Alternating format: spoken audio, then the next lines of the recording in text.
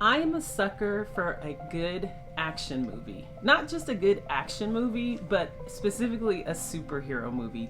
I love superhero movies. Give me a movie where it's good versus evil and somebody with crazy out of this world powers and ability fights against the evil and wins out in the end. I love those kind of movies. And so the other day I was watching one of my favorite superhero movies, which is Captain America Winter Soldier. And in the opening scene of that movie, Captain and some other soldiers and Natalia, they're getting ready to go off and rescue some hostages off of a ship. And so they work out their plan. Cap is in charge and he says, go ahead, let's go. So they go charging and he jumps out of this airplane and lands on this ship and starts into this amazing battle, and he's just basically kicking all these people's butts. I absolutely love it. And so they rescue the hostages and they're about to get off of the ship, and Captain is calling for Natalia. He's like, hey, we need your help. You know, we've run into some other enemies and we need you to do your part. Like, where are you? And she's not answering the intercoms, and then he gets into this epic battle with this guy, and he throws this guy through a window, and then there she is, and she's in another room and she is collecting some information.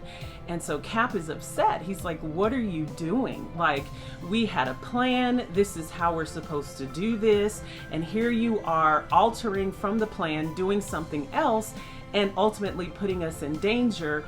And you're going to mess up the entire mission. And she's like, well, I'm doing my part. You know, I know we had a plan, but this is something that I was supposed to do. So then afterwards, Cap is upset. He goes to Nick Fury and he says to him, he's like, hey, you know, how come you had her doing something else? I thought this was the plan. And, you know, he gets all upset.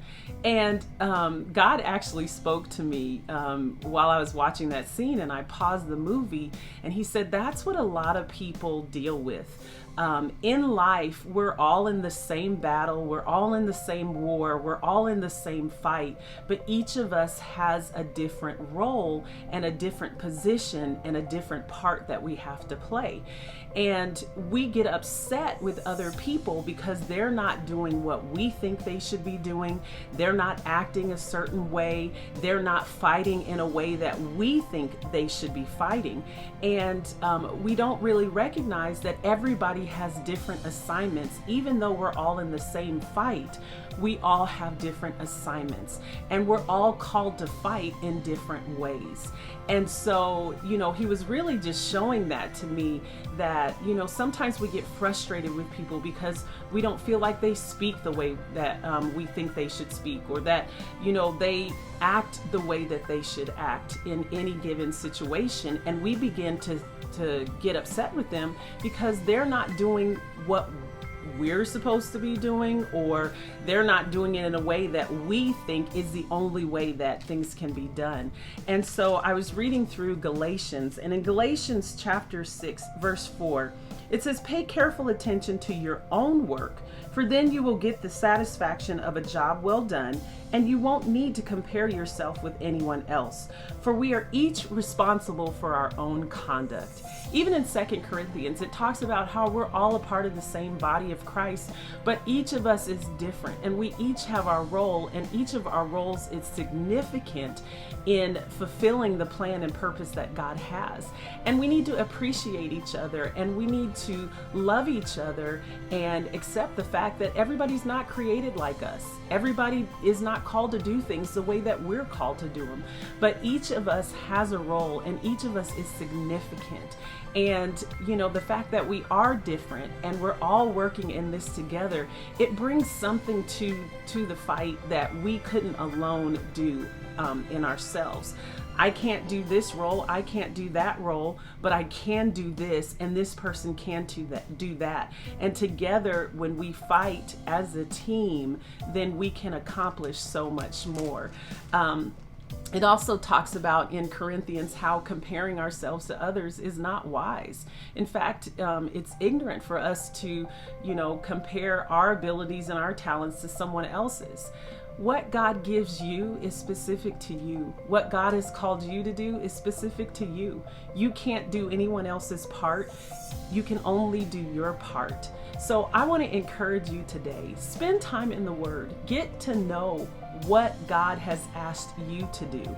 Get to know His plan for your life. Get to know the purposes and the gifts and talents that He's placed inside of you. A lot of times we give up on what He's given us because we don't think we're vital. We don't think we're important. We don't think what we have is good enough. We look at what other people are doing and we think, oh, I'm not doing that, or I'm not, doing that in this time, or, maybe if I say this, or maybe if I do this, or if I act like this person or act like this group of people, then I'll be accepted and I'll be doing what's right. But really what God is saying to you today, to do what He's called you to do. He's given you gifts, talents, abilities, and He loves you. He created you uniquely. You are a chosen generation. You are uniquely created by God to do His will and to do His purpose.